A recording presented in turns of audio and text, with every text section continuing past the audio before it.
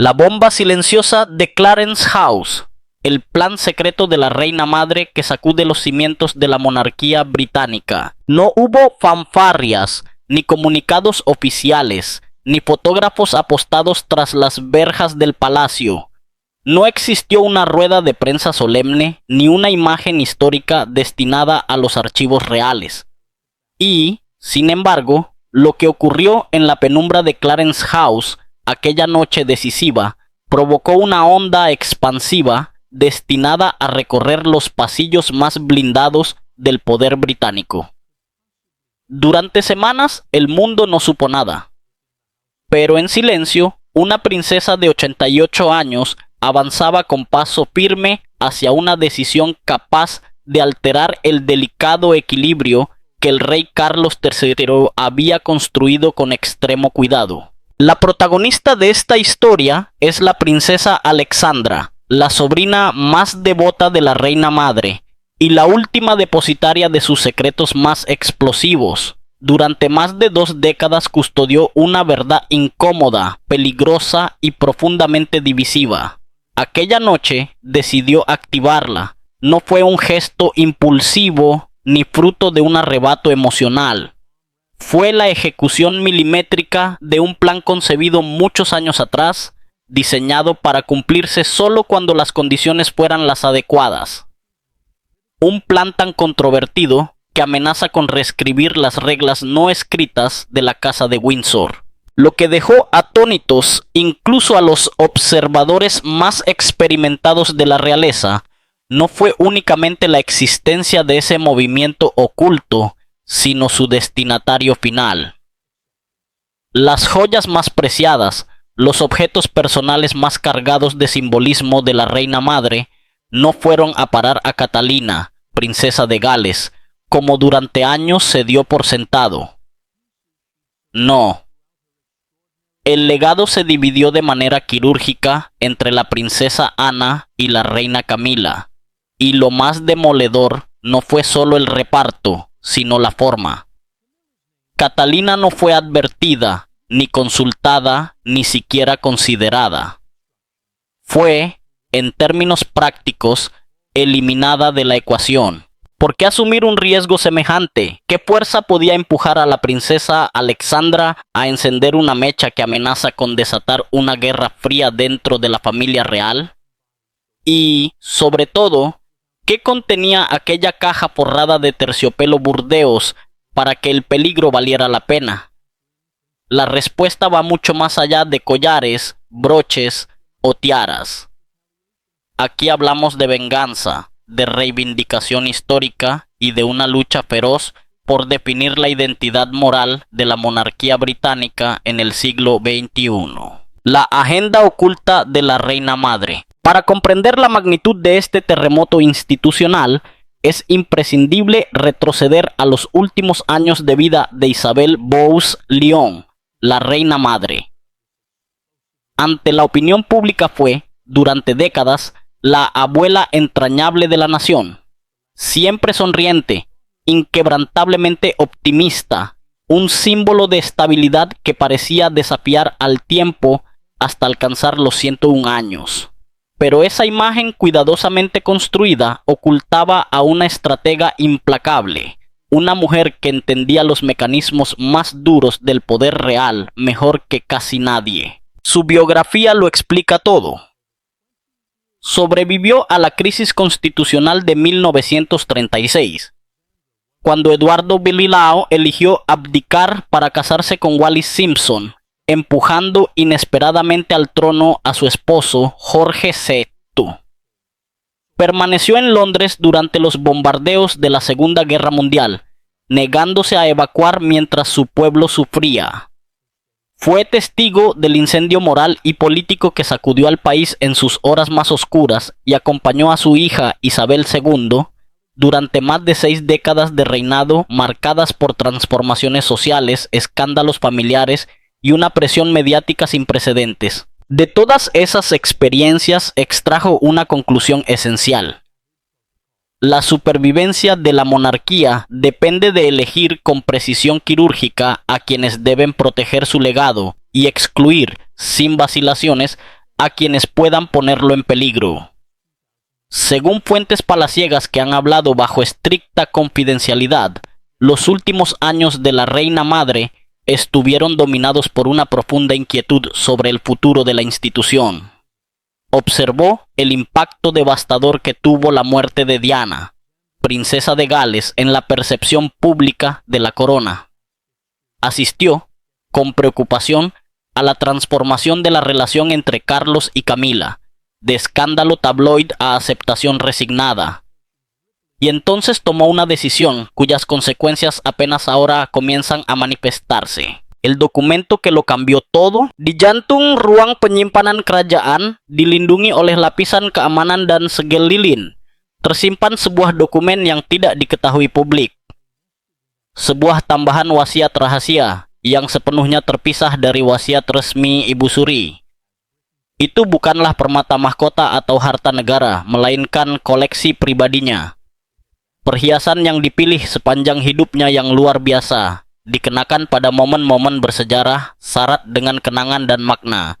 Benda-benda yang, dalam banyak hal, merupakan perpanjangan dari dirinya sendiri.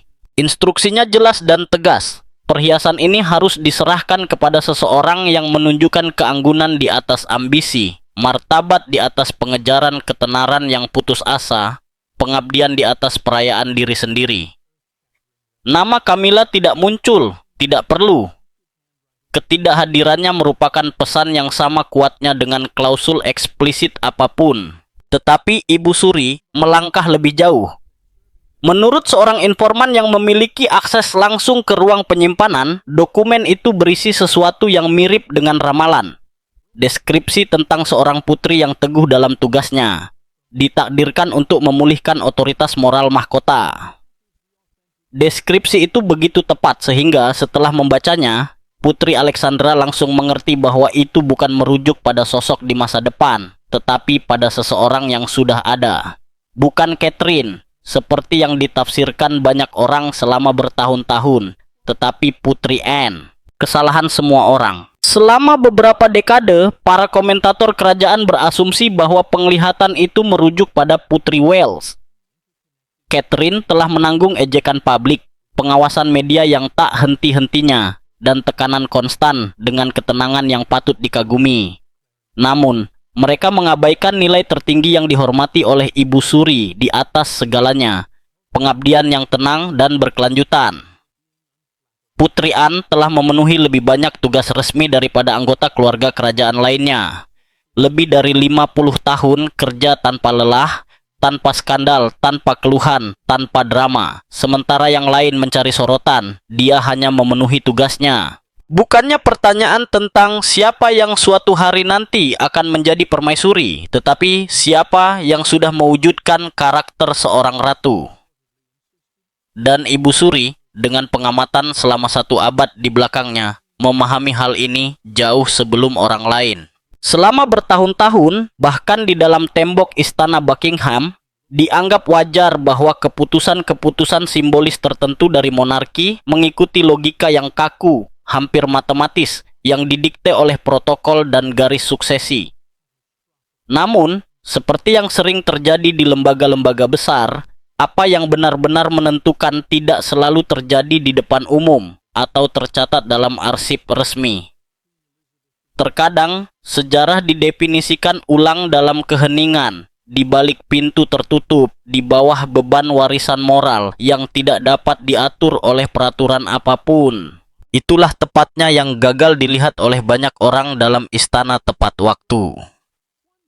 Selama beberapa dekade, diyakini bahwa Alexandra dari Kent sedang menunggu munculnya sosok masa depan, seseorang yang seiring waktu dapat mewujudkan kualitas yang telah digambarkan oleh Ibu Suri dalam percakapan pribadi.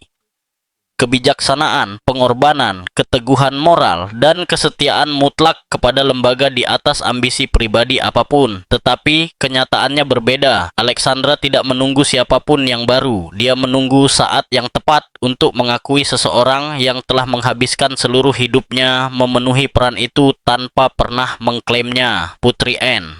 Kepastian di masa berkabung. Menurut sumber yang dekat dengan keluarga kerajaan, Keyakinan Alexandra yang teguh menguat selama salah satu periode paling menyakitkan dan menentukan dalam sejarah Inggris baru-baru ini. Kematian Ratu Elizabeth II dan kenaikan takhta Charles III.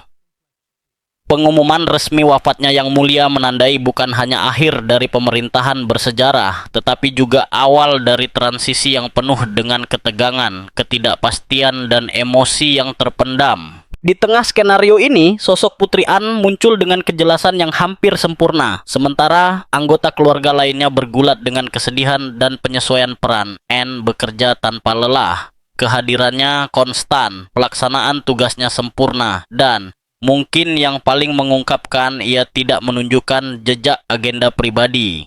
Ia tidak mencari sorotan, ia tidak menuntut pengakuan. Ia hanya ada di sana, menegakkan struktur tak terlihat yang menopang monarki di saat-saat paling rapuhnya. Bagi Alexandra, ini bukanlah sebuah wahyu yang tiba-tiba, melainkan konfirmasi dari kecurigaan yang telah tumbuh selama bertahun-tahun. Anne tidak hanya memenuhi tugasnya, dia mewujudkannya. Dia adalah dan selalu menjadi penjaga alami hati nurani moral kerajaan. Waktu hampir habis, saat Camilla bersiap untuk dinobatkan sebagai permaisuri, Alexandra memahami sesuatu yang sangat penting. Jika dia tidak bertindak pada saat itu juga, keinginan Ibu Suri akan terkubur selamanya di bawah lapisan protokol dan kepentingan institusional. Charles tidak akan pernah secara sukarela mengabaikan istrinya. Mesin monarki akan terus berjalan sesuai rencana, dan kehendak moral salah satu tokoh paling berpengaruh akan hilang dalam keheningan. Jadi Alexandra membuat keputusan yang akan melanggar semua aturan tak tertulis di istana. Pertemuan tengah malam. Apa yang terjadi malam itu di Clarence House tetap, bahkan hingga hari ini, sebuah episode yang diselimuti misteri. Tidak ada catatan resmi sama sekali. Tidak ada pengunjung yang tercatat, tidak ada pertemuan terjadwal, tidak ada dokumen untuk mengesahkan apa yang terjadi. Saat itu hampir pukul 11 malam, dan sebagian besar staf telah pergi. Namun, Alexandra tiba membawa sebuah kotak yang tetap tersegel di brankas pribadinya sejak tahun 2002, tahun kematian Ibu Suri. Yang tak terduga adalah bahwa di dalam kediaman itu bukan Catherine yang menunggu, melainkan Putri Anne. Beberapa orang mengklaim pertemuan itu dikoordinasikan melalui saluran terenkripsi dan pesan berkode yang dikirimkan oleh perantara terpercaya, orang-orang yang telah melayani keluarga selama beberapa dekade. Yang lain berpendapat bahwa Alexandra hanya muncul begitu saja, yakin bahwa Anne akan segera memahami keseriusan kunjungan tak terduga pada jam yang tidak biasa tersebut. Kasus penilaian dinasti. Alexandra meletakkan kotak beludru di atas meja di antara mereka.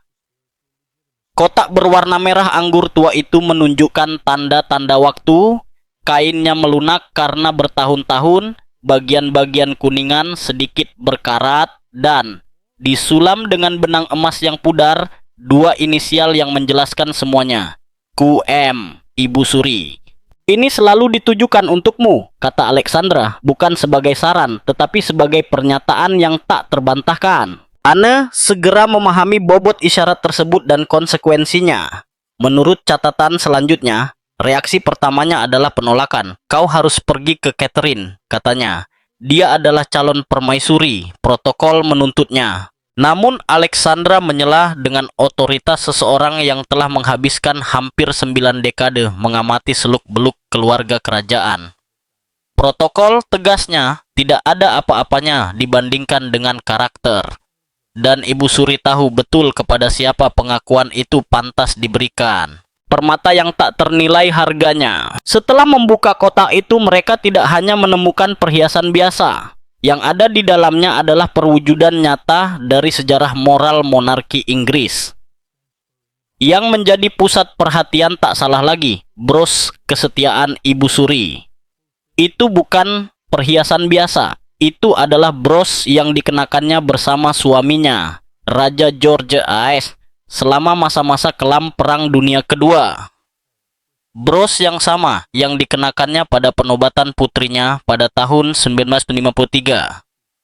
Sebuah simbol ketahanan, kewajiban, dan otoritas moral. Setelah kematiannya, diyakini bahwa bros tersebut telah menjadi bagian dari koleksi resmi mahkota atau disimpan di Menara London. Namun kenyataannya jauh berbeda. Alexandra telah secara diam-diam melindunginya selama lebih dari 20 tahun, menunggu saat yang tepat untuk menyerahkannya. Kotak itu juga berisi kalung mutiara yang dikenakan saat penampilan publik terakhir Ibu Suri, anting-anting berlian yang diberikan oleh Raja George VI selama masa-masa terburuk perang, cincin safir yang diwarisi dari Ratu Mary, dan akhirnya sebuah perkamen yang dilipat dan disegel dengan lilin pribadi Ibu Suri.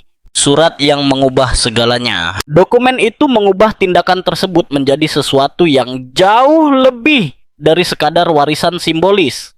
Ditulis dengan tulisan tangan Ibu Suri yang khas di atas kertas yang menguning karena usia. Surat itu ditujukan kepada putri yang mengabdi tanpa henti. Pesan itu jelas dan sangat menyentuh dalam ketulusannya. Perhiasan itu tidak mewakili kekayaan, tetapi keberanian, bukan status, tetapi pengorbanan, bukan ambisi, tetapi keaslian. Perhiasan itu telah dikenakan oleh wanita-wanita yang memahami bahwa mengabdi kepada mahkota berarti melepaskan keinginan pribadi demi sesuatu yang jauh lebih besar. Ibu Suri menjelaskan bahwa penerima tidak dipilih karena preferensi pribadi, tetapi karena pilihannya sendiri. Karena menanggung kritik tanpa kepahitan, karena mengabdi tanpa menuntut pengakuan, karena berdiri teguh ketika orang lain goyah.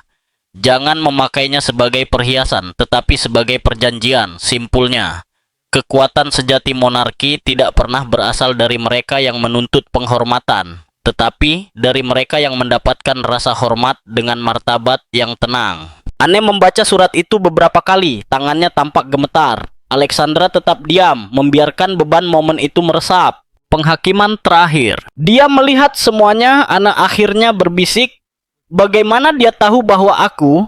"Dia selalu tahu," jawab Alexandra. Ibu Suri telah memahami bahwa ketika saatnya tiba, mahkota akan membutuhkan seseorang yang mampu memulihkan apa yang telah hilang. Martabat, otoritas moral, dan kepercayaan tulus rakyat. Dan dia juga memahami bahwa Camilla tidak akan pernah bisa menawarkan pemulihan itu. Putusan yang diucapkan setelah kematian jelas. Camilla tidak layak mewarisi warisan moral monarki. Kemarahan Camilla. Dalam ekosistem keluarga kerajaan yang saling terkait, rahasia memiliki umur yang pendek. Dalam waktu 72 jam, seseorang, mungkin seorang anggota staf yang terpecah loyalitasnya, memberitahu Camilla tentang pertemuan rahasia itu. Reaksinya meledak. Mereka yang menyaksikan jam-jam berikutnya menggambarkan kemarahan yang belum pernah terjadi sebelumnya. Camilla, yang selama beberapa dekade dikenal karena ketenangannya dan kemampuannya untuk menahan serangan media, hancur. Ini bukan tentang rumor pers atau kritik publik. Itu adalah kecaman paling menghancurkan yang bisa dibayangkan. Kecaman dari tokoh yang paling dihormati dalam keluarga kerajaan yang berbicara dari perspektif warisan dan kenangan. Ia mengunci diri di ruang kerjanya selama lebih dari 3 jam. Dari luar, hanya suaranya yang terdengar. Bukan kata-kata konkret, tetapi suara serak seseorang yang terluka hingga ke lubuk hatinya. Ketika akhirnya ia keluar, matanya merah, wajahnya mengeras, dan ia menolak untuk berbicara dengan siapapun. Malam itu, tanpa pernyataan atau foto, monarki Inggris berubah selamanya. Bukan dalam garis suksesi, tetapi tentu saja dalam inti moralnya. Skenario yang paling ditakuti Charles tidak. Bagi Raja Charles tadi, situasi dengan cepat menjadi mimpi buruk tanpa jalan keluar yang terhormat. Skenario yang mustahil, di mana setiap pilihan akan berujung pada kehilangan yang menghancurkan. Di satu sisi adalah istrinya, wanita yang telah dicintainya selama beberapa dekade, yang untuknya ia telah berjuang melawan opini publik, melawan pers, melawan keluarganya sendiri.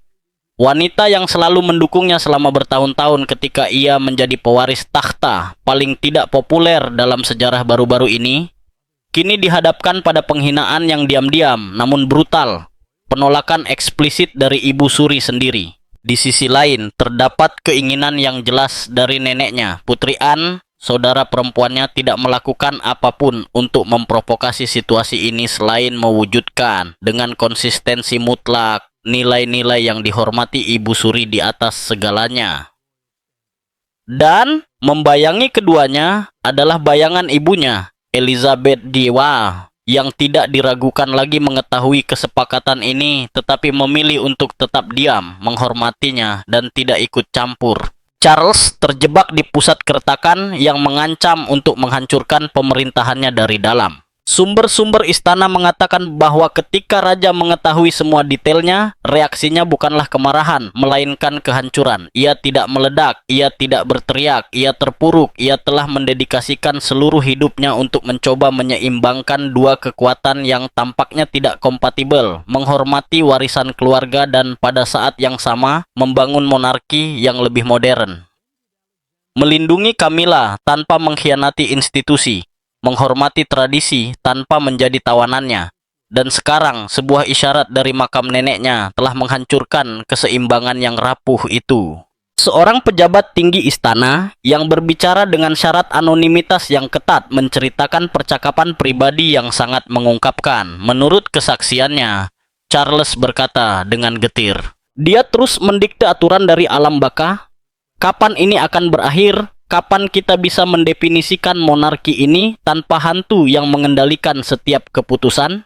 Perhitungan politik yang melumpuhkan raja." Namun, di luar pukulan emosional, Charles segera memahami realitas politik yang keras. Dia tidak dapat membatalkan apa yang telah terjadi tanpa menyebabkan kerusakan yang lebih besar. Jika dia mencoba membalikan keputusan itu, jika dia mengambil kembali perhiasan untuk memasukkan Camilla, isyarat itu tidak akan ditafsirkan sebagai pembelaan yang sah terhadap istrinya. Itu akan dilihat sebagai serangan langsung terhadap kenangan suci Ibu Suri dan pada saat yang sama sebagai penghinaan yang memalukan bagi Putri Anne. Konsekuensi media dan simbolisnya akan sangat buruk. Rakyat Inggris mengidolakan Ibu Suri. Mereka sangat menghormati etos kerja Anne yang tak kenal lelah. Dan Camilla, meskipun bertahun-tahun menjalani rehabilitasi yang terencana dengan cermat, terus menanggung noda yang tak terhapuskan sebagai wanita lain dalam pernikahan Charles dan Diana. Charles melihatnya dengan jelas. Campur tangan berarti kalah. Tetap diam, setidaknya memberinya kesempatan untuk meredakan krisis. Jadi dia membuat keputusan paling khas dari monarki dalam situasi kritis. Dia tidak mengatakan apapun dan tidak melakukan apapun, bukan karena kekuatan, tetapi karena kelumpuhan strategis. Dalam logika kekuasaan kerajaan, terkadang diam bukanlah keberanian, tetapi kelangsungan hidup. Respons, diam Putri Anne. Sementara Charles bimbang dan Camilla terbakar rasa malu yang tak dapat ia ungkapkan secara terbuka, Putri Anne melakukan apa yang selalu ia lakukan selama lebih dari setengah abad, melanjutkan tugasnya. Tidak ada pernyataan, tidak ada gerakan teatrikal, tidak ada upaya untuk memanfaatkan situasi tersebut. Ia juga tidak menolak warisan itu, ia hanya melanjutkan hidupnya. Orang-orang terdekatnya mengatakan bahwa ia mengalami episode tersebut dengan perasaan yang sangat bertentangan. Di satu sisi, perhiasan itu mewakili pengakuan yang sudah lama tertunda atas pengabdiannya selama beberapa dekade yang tenang, tidak glamor dan sering diabaikan. Di sisi lain, ia sepenuhnya menyadari bahwa pengakuan ini menyeratkan penilaian yang menghancurkan terhadap saudara iparnya. Seorang orang kepercayaan mengungkapkan sebuah ungkapan yang merangkum konflik batin Anne. "Saya tidak pernah ingin menjadi senjata siapapun melawan Camilla. Saya hanya melakukan pekerjaan saya. Sekarang tugas itu telah menjadi senjata dan saya membencinya." Namun Anne memahami sesuatu yang banyak orang gagal lihat. Menolak hadiah itu akan jauh lebih menyinggung. Itu berarti mempertanyakan penilaian Ibu Suri, membatalkan makna pengabdiannya sendiri, dan menyeratkan bahwa protokol lebih penting daripada karakter. Menerima warisan itu secara paradoks adalah pilihan yang paling jujur dan penuh hormat. Tetapi dia melakukannya dengan caranya sendiri. Gestur publik yang mengubah segalanya. Selama berminggu-minggu, Anne menyimpan perhiasan itu jauh dari pandangan publik. Dia sepenuhnya menyadari potensi ledakan dari masalah ini dan menanganinya dengan kehati-hatian yang selalu menjadi ciri khasnya. Hingga saat yang tepat tiba. Itu bukan di upacara kenegaraan atau acara yang disiarkan televisi. Itu di acara amal untuk veteran perang. Suasana yang tenang, sesuai dengan karakternya, jauh dari kemeriahan. Di sana dia muncul mengenakan bros kesetiaan Ibu Suri. Dunia menahan napas. Seorang fotografer lepas mengabadikan gambar itu. Hanya butuh beberapa menit untuk menyebar di media sosial. Dalam beberapa jam, sejarawan kerajaan mengidentifikasi perhiasan itu dan memahami bobot simbolisnya. Judul-judul berita praktis tercipta dengan sendirinya. Anne mengenakan perhiasan pribadi Ibu Suri. Camilla tersingkir oleh warisan moral. Bros yang mempermalukan seorang permaisuri. Istana tetap bungkam, yang justru memicu spekulasi global. Anne sendiri tidak berkomentar. Ia memperlakukan bros itu seperti aksesori lainnya. Tetapi pesannya jelas, ia tidak memamerkan kekuasaan atau mengeluarkan tantangan. Ia menerima beban. Kehormatan dan beban membawa berkat dan penilaian dari Ibu Suri. Dalam beberapa minggu dan bulan setelah pengungkapan yang mengguncang fondasi keluarga kerajaan, sesuatu yang mendalam dan nyata berubah pada Ratu Camilla. Itu bukanlah perubahan mendadak, juga tidak disertai pernyataan resmi, deklarasi dramatis, atau gestur publik yang menunjukkan perpecahan. Sebaliknya, itu adalah penarikan diri yang tenang.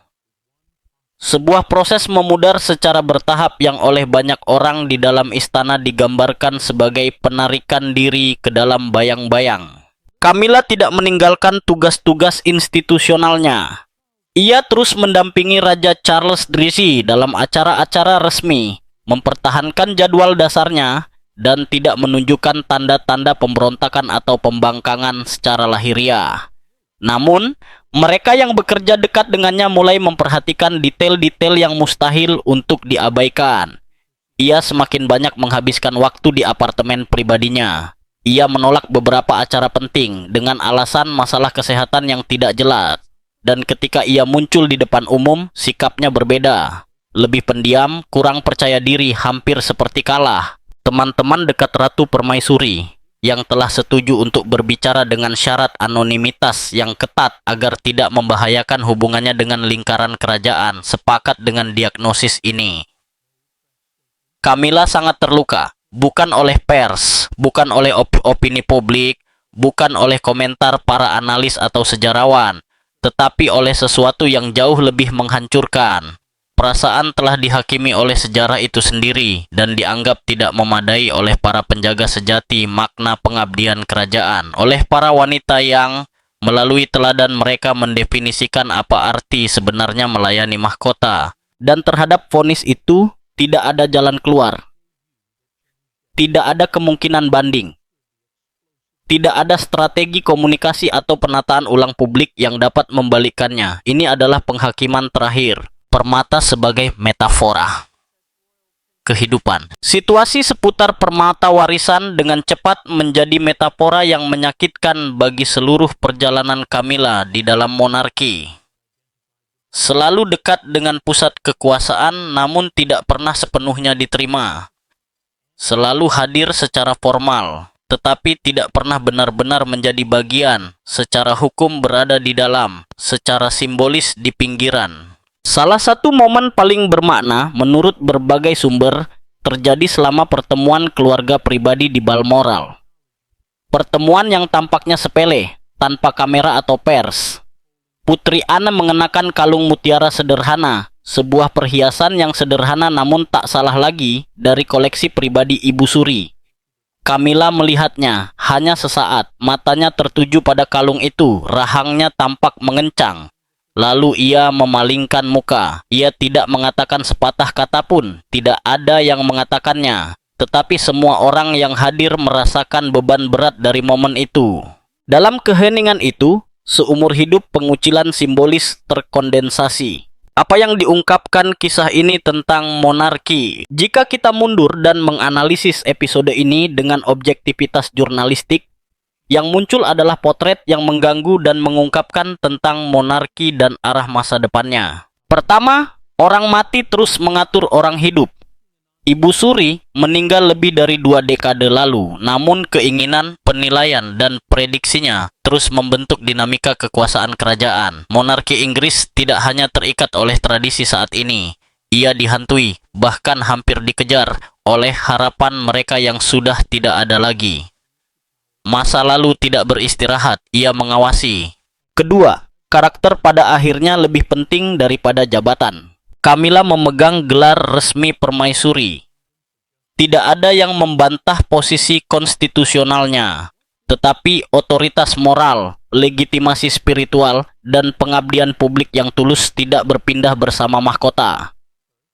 Semuanya beralih ke Anne, dan tidak ada strategi institusional yang dapat mengubah realitas mendalam itu.